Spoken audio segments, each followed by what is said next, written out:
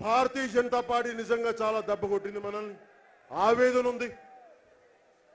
ఈ రోజున భారతీయ జనతా పార్టీ మనం పల్లెకీలు ఎక్కించి మనం భుజం మోస్తే ఈ రోజున దొడ్డిదారిన వైసీపీకి అండగా ఉంటారంటే మనం ఏం చేస్తాం? నేను నరేంద్ర మోదీ గారి నుంచి అది ఆశించలేదు. చాలా ఆవేదనగా ఉంది, నాకు చాలా బాధగా ఉంది. జగన్మోహన్ రెడ్డి సమాధానం చెప్పాలి. వైసీపీ నాయకులు మీరు భారతీయ జనతా పార్టీతో కలిసి ఉన్నారా లేదా స్పష్టత ఇవ్వాలి. మీరు భారతీయ జనతా పార్టీతో ఎందుకు కలిసి ఉన్నారు? అలాగే జనసేన కోరుకుంటుంది 1996లో భారతీయ జనతా పార్టీ మా రాష్ట్రాన్ని, మా తెలుగు జాతిని రెండు ముక్కలుగా చేశారు. అడ్డగోలుగా నిలువున చీల్చి చెండాడించారు. మీరు బాధ ఉంది, మాకు కన్నీళ్లు ఉన్నాయి, గుండెల్లో వేదన ఉంది. దేనికి వేదన? మీరు పెద్దలు ప్రధానమంత్రి గారితో చెప్పాను ఆ రోజున. నరేంద్ర మోదీ గారు ప్రధానమంత్రి గారు పవన్ కళ్యాణ్ మర్చిపోయారు. అదే 2014 ఎలక్షన్ లో పవన్ కళ్యాణ్ దేశభక్తులు, మేరా మిత్ర పవన్ కళ్యాణ్, దేశభక్తి పవన్ కళ్యాణ్. నేనేం ప్రధానమంత్రి గారి నుంచి నేనేం కోరుకోవాలా? నా శక్తి సామర్థ్యత నేను ఎందుకు ఇస్తాను ప్రధానమంత్రి గారికి? భారతీయ జనతా పార్టీ నాకు ఎందుకు ఇస్తాను? నాకేం సరదానా? గుర్తింపు కోరుకుంటానా? ప్రధానమంత్రి గారి మీద అపారమైన గౌరవం, ఒత్తిడి తీసుకోగల వ్యక్తి. నాకు నరేంద్ర మోదీ గారి మీద గౌరవ, ప్రధానమంత్రి గారి మీద నాకున్న అభిప్రాయం ఒకటే. మీరు దేశానికి ప్రధానమంత్రి కావాలి అని కళ్ళ కన్న వాళ్ళం. మీరు దేశానికి ప్రధానమంత్రి అయితే మంచి రోజులు వస్తాయి. अच्छे दिन आ जाएगा. किधर है वो अच्छे दिन? अभी तक नहीं दिखाई. బాధ కలుగుద్ది, బాధ వేదన. ప్రధానమంత్రి గారిని ఒకటే అడుగుతున్నాం, మీరు స్పెషల్ కేటగిరీ స్టేటస్ ఎందుకు ఇవ్వలేదు? నేను కోరుకుంది ఒకటే. ప్రధానమంత్రి ఈ రోజున మేనిఫెస్టోలో నేను మీకు ప్రామిస్ అని చెప్పాను. మీరు 1996లో రాష్ట్రాన్ని రెండు ముక్కలుగా చీలుస్తానని ఒక మాట కాకినాడలో చీల్చేశారే మీరు. మరి పార్లమెంట్ లో ఇచ్చారు మాట, స్పెషల్ కేటగిరీ స్టేటస్ అని, ఉద్యోగాలు వస్తాయి, ఇన్కమ్ ట్యాక్స్ కట్టక్కర్లేదు, ఇండస్ట్రియల్ జోన్స్ వస్తాయి, ఐఐఎంలు వస్తాయి, హాస్పిటల్స్ వస్తాయి, ఏఎంలు వస్తాయి, ఆల్ ఇండియా మెడికల్ ఇన్స్టిట్యూట్ వస్తాయి. ఎక్కడవి? ఏదైనా మాట్లాడితే అరే మేము ప్రధానమంత్రి గారిని ప్రేమతో ఎన్నుకున్నాం, మీరు అండగా ఉంటారని ఎన్నుకున్నాం, ఎంతో ప్రేమించి ఎన్నుకున్నాం మిమ్మల్ని దేశానికి. కానీ మీరు మమ్మల్ని భయపెట్టి పాలిస్తానంటే ఎలా? మమ్మల్ని భయపడతామా? మేము భయపడతామా? ఎందుకు భయపడతాం? మేము ఎవరినైనా చూసి మేము తప్పులు చేశాం? మేము ఈ దేశ పౌరులం కాదా? ఆంధ్రులు దేశ పౌరులు కాదా? ఏం ద్రోహం చేశాం మేము? ఎందుకు మమ్మల్ని శిక్షించారు? మమ్మల్ని మా పోలవరం ప్రాజెక్టు ఎందుకు కట్టరు? మా రైతులకి ఎందుకు నిలబడరు?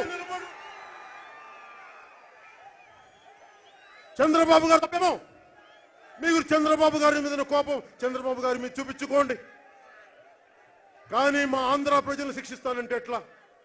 ఒకసారి కాంగ్రెస్ శిక్షించింది రాష్ట్రాన్ని విడగొట్టి, ఒక్కరోజు ఒక్క ఎంపీ కూడా అడగలేదు. మాకు అన్యాయం జరుగుతోంది, ఏం చేస్తారు మాకని ఒక్కరు అడగల. ఆంధ్ర ఎంపీలని ఢిల్లీలో నిజంగా మాట్లాడతారు, మనల్ని కుక్కలతో పోలుస్తారు జాతీయ స్థాయి నాయకులు కొంతమంది. ఇదా మనకిచ్చే జాతి గౌరవం? తెలంగాణ నాయకుల చేత చీకొట్టించుకొని ఆంధ్రులు ద్రోహుల? ఏం తప్పు చేశారు ఆంధ్రులు? ఎవరో కొద్దిమంది పాలకులు చేసిన తప్పులకి మమ్మల్ని మీరు శిక్షించేది? మేము కుట్రదారులమా, ద్రోహులమా? పాలకులు చేసిన తప్పులకి ప్రజలక ఏం మాట్లాడతాం? ఎవరిని మాట్లాడతాం? ఆవేదన ఉంది. 2020 వచ్చే సార్వత్రిక ఎన్నికల్లో భారతీయ జనతా పార్టీ జనసేన ప్రభుత్వాన్ని స్థాపించబోతుంది. కమ్యూనికేషన్ గ్యాప్స్ ప్రత్యేక పరిస్థితుల్లో వచ్చినాయి. దాన్ని రెండు పక్షాలు కూర్చొని దాన్ని సామరస్యంగా పరిష్కరించుకున్నాం, అర్థం చేసుకున్నాం. ఎందుకంటే భవిష్యత్తులో చిన్నపాటి కమ్యూనికేషన్ గ్యాప్ ఉన్నా కానీ ఆంధ్రప్రదేశ్ ప్రజలకి భవిష్యత్తు ఇవ్వాలంటే అవన్నీ పక్కన పెట్టి అభివృద్ధి పదం వైపు ముందుకెళ్లాలంటే అవన్నీ పక్కన పెట్టి గతాన్ని పక్కన పెట్టి ముందుకెళ్లాలని నిర్ణయించుకున్నాం.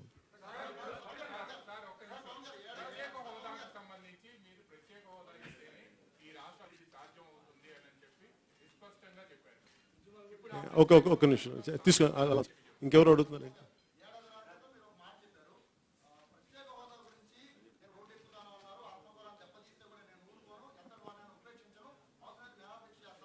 అవును, ఖచ్చితంగా. అంటే మీకు మొదటి రోజు నుంచి ప్రత్యేక హోదా గురించి చాలా స్పష్టత ఉంది. నాకు భారతీయ జనతా పార్టీ తరఫున జనసేన పార్టీ తరఫున మీకు హృదయపూర్వక సుస్వాగతం పలుకుతా ఉన్నాను. వేదిక పైన ఆసీనులైన భారతీయ జనతా పార్టీ నాయకులకి, కన్నా లక్ష్మీనారాయణ గారికి, సునీల్ దియోతర్ గారికి, జీవన్ నరసింహం గారికి, మేడం పురంధేశ్వరి గారికి, సోమ వీర్రాజు గారికి, అలాగే మా నాయకులు నాదెండ్ల మనోహర్ గారికి, ప్రతి ఒక్కరికి పేరు పేరున హృదయపూర్వక నమస్కారాలు తెలియజేసుకుంటా ఉన్నాను. ఈ రోజున మేము ముందుకు రావటం, దీని వెనుక మీ దృష్టికి తీసుకురావాల్సింది 2014 నుంచి జనసేన పార్టీ ఆవిర్భావం నుంచి మోదీ గారిని ఇష్టపడే వ్యక్తులు, అలాగే జనసేన భావజాలాన్ని ఇష్టపడే వ్యక్తులు దాదాపు ఒకటే కావడం 2014 నుంచి సాగుతూ ఉంది. దాంట్లో భాగంగానే నేను గాంధీనగర్కి వెళ్ళి అప్పుడు ప్రధానమంత్రి అభ్యర్థిగా ఉన్న మోదీ గారిని కలవటం జరిగింది. అనేక ఆలోచనలు పంచుకోవటం జరిగింది.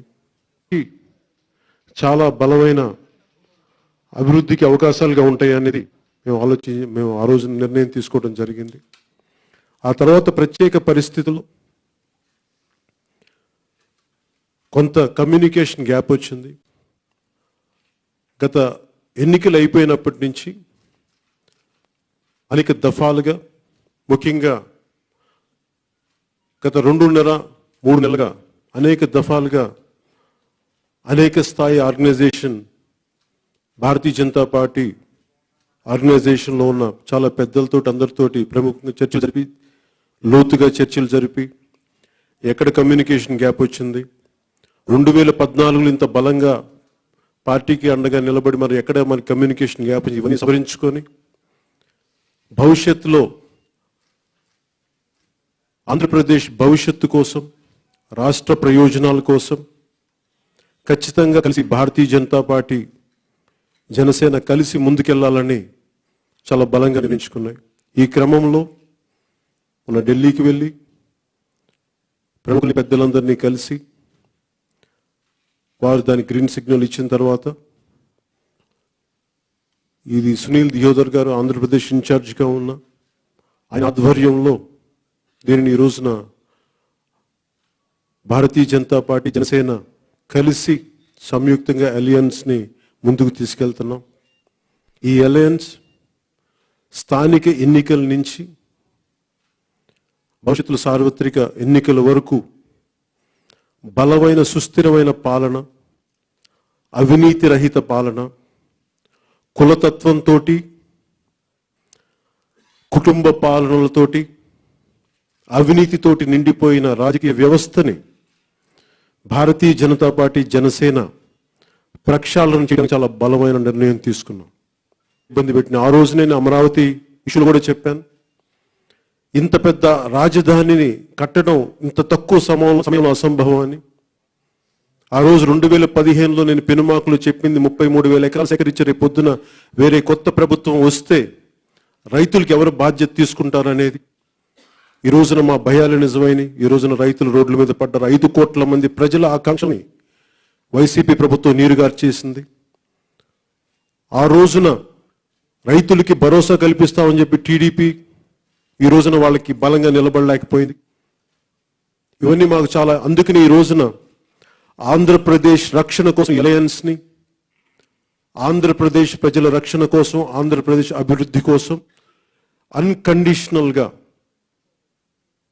ముందుకు తీసుకెళ్లాలని మేము నిర్ణయించాం. ఎందుకంటే ప్రజలు బాగుండాలి, అభివృద్ధి రావాలి, పెట్టుబడులు రావట్లేదు. అలాగే రివర్స్ టెండరింగ్ అని చెప్పేసి పోలవరం ఆగిపోతే ఇవన్నీ అనేక అంశాలన్నీ బయట మా చర్చల్లో వచ్చినాయి. అందరం పరస్పరం సంపూర్ణంగా అర్థం చేసుకున్నాం. మా ఒక్కరు ఎక్కడ కమ్యూనికేషన్ గ్యాప్ లేకుండా భవిష్యత్తులో ఎలాంటి అవగాహన లోపాలు లేకుండా స్పష్టంగా ప్రతి అంశం మీద క్షుణ్ణంగా చర్చించుకున్నాం. దేశంలో నుంచి సమస్యల దగ్గర నుంచి రాష్ట్రంలో ఉన్న సమస్యలు అన్ని క్షుణ్ణంగా చర్చించుకున్నాం. ముందు మేమందరం కలిపి ఒక కోఆర్డినేషన్ కమిటీ ఏర్పాటు చేసుకోబోతున్నాం. అలాగే ప్రతి 3 వారాలకి 1 నెలకి ప్రత్యేకంగా కలిసి రాష్ట్ర స్థితిగతులపై, ఒక్కొక్క జిల్లా అభివృద్ధి మీద దృష్టి సారించి ఏ సమస్యలు ఎలా మనం ముందుకు తీసుకెళ్లాలి, ఎలా ఈ 2 గత ప్రభుత్వం నడిపిన టీడీపీని కానీ ఇప్పుడు ప్రభుత్వాన్ని నడుపుతున్న వైసీని కానీ ఈ వైఫల్యాలని ఏమేం చేశారు బలంగా బయట ప్రజల్లోకి తీసుకెళ్లాల్సిన అవసరం ఉంది. 2020 వచ్చే సార్వత్రిక ఎన్నికల్లో భారతీయ జనతా పార్టీ జనసేన ప్రభుత్వాన్ని స్థాపించబోతుంది.